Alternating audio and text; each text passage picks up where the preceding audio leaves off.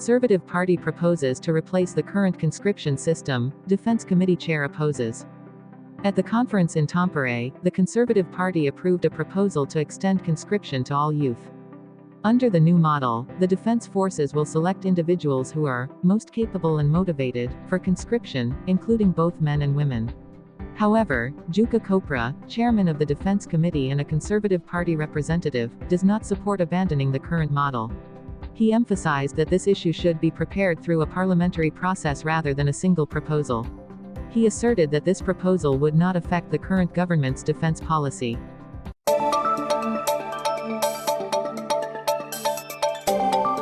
Police investigate serious violent crime on Saturday in Järvenpää. On the morning of Saturday, June 15, 2024, at around 7 a.m., the police received a report of a violent act at a private residence on Navati in Järvenpää. The police found a 40-year-old man with stab wounds in the apartment building. Despite efforts by the police and emergency medical services, he was pronounced dead at the scene. The police have arrested 2 individuals from the apartment who are connected to the events under investigation. According to initial information from the police, the group had spent the entire evening in the apartment, and the stabbing occurred in the morning. The police will continue to investigate the incident, including interviewing witnesses. The case is being investigated as manslaughter. The police currently have no further information on the matter.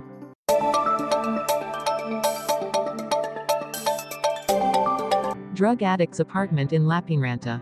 An abandoned apartment was set on fire, but no calls were made to the fire department.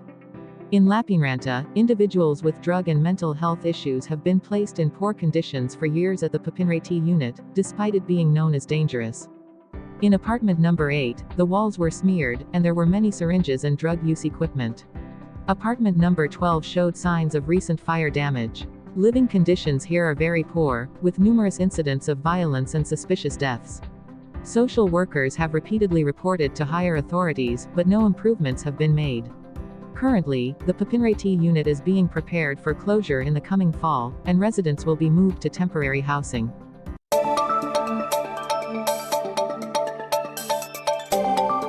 Annual maintenance of Olkiluoto 1 nuclear reactor delayed again. The maintenance of reactor number 1 at the Olkiluoto nuclear power plant has been delayed again. The maintenance began on May 12 and was expected to be completed by May 28. However, due to a generator failure, TVO postponed the completion date to Sunday, June 16. However, the work is still not finished, and the new completion date is June 18. The capacity of Olkiluoto 1 is 890 megawatts. Currently, Finland is importing about 400 to 500 megawatts of electricity. Electricity prices on the market will rise today, reaching nearly 17 cents per kilowatt-hour at times. Reactors 2 and 3 of Olkiluoto also encountered maintenance issues this spring but are now operating normally.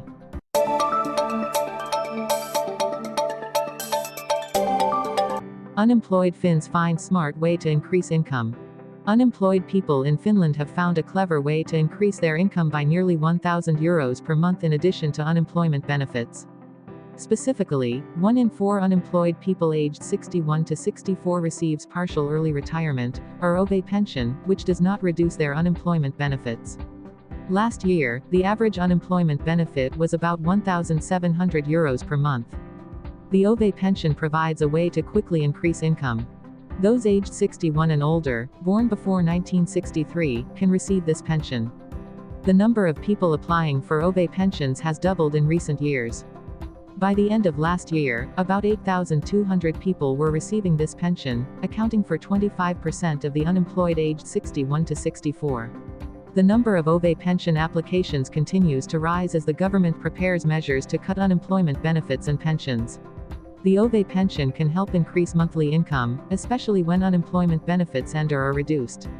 This helps unemployed people avoid sudden drops in income and improve their personal financial situation.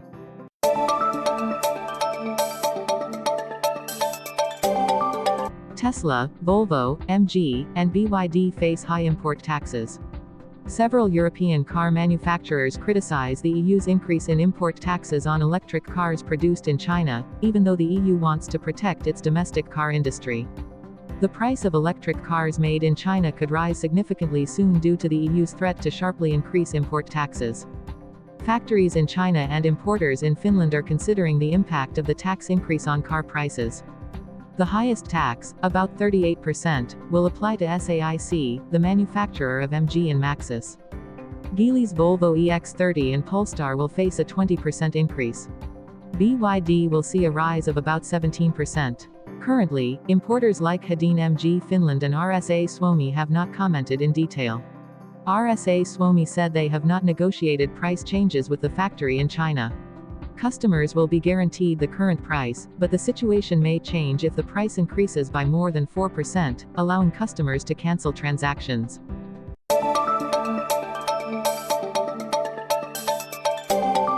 Controversy in Rautalampi, entrepreneurs unilaterally remove traffic signs.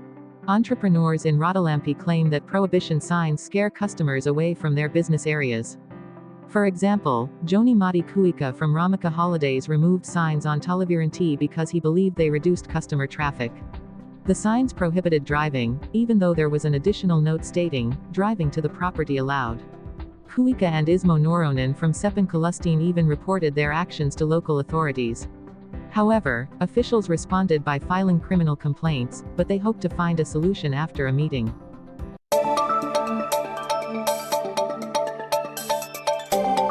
Increasingly, medical students studying abroad wish to return to Finland to work after graduation.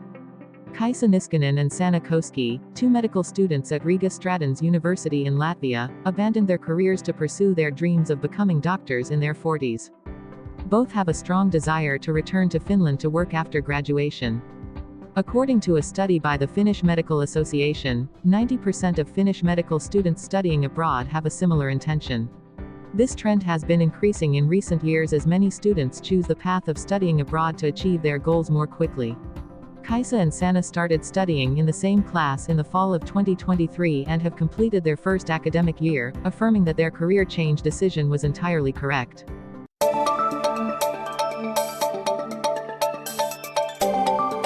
Poorly cared for cats at cat cafes. The cafe owners deny employees accusations of kitten farming and neglect of cat care. They insist on nurturing and caring for the cats well. For nearly 10 years, a cat cafe in Tampere has branded itself as a place to rescue abandoned cats.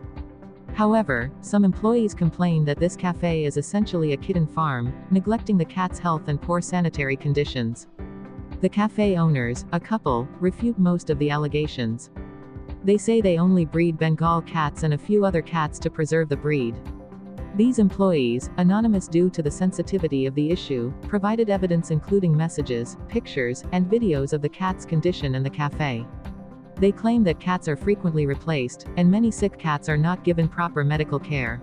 Authorities have received many reports but have not taken strong action. Some inspections showed stable conditions for the cats, but employees say many issues only appear when there are no inspections. The cafe owners argue that the cats are well cared for, and that they have followed health authority guidelines, emphasizing that the cats are family members, not money-making tools.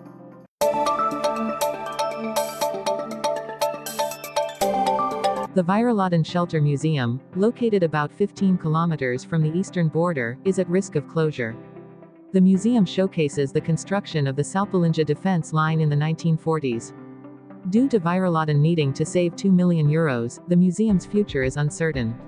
The museum is not only a significant historical tourist attraction but also a popular picnic area.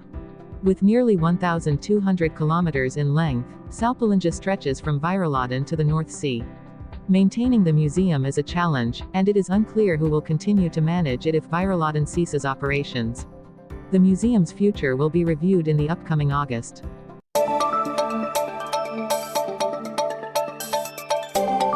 Finns always fear a cold Juhannus festival, but warm trends continue. Finns always fear a cold Juhannus festival, but the warming trend continues. The weather forecast shows that this year's Juhannus will be warm, with temperatures around 20 degrees Celsius, but many uncertainties remain. Meteorologist Elias Pakkanen from YLE said there are no signs of snow or temperatures above 30 degrees Celsius. The current forecast indicates fairly normal temperatures with a few scattered showers, and sunshine will appear in some places on Juhannus Day. Recent years' Juhannus festivals have usually been warm. Since 2018, Finland has not had a cold Juhannus. Since 2019, many places have experienced heat. Snow last fell on Juhannus in 2014. The highest temperatures typically range from 15 to 26 degrees Celsius.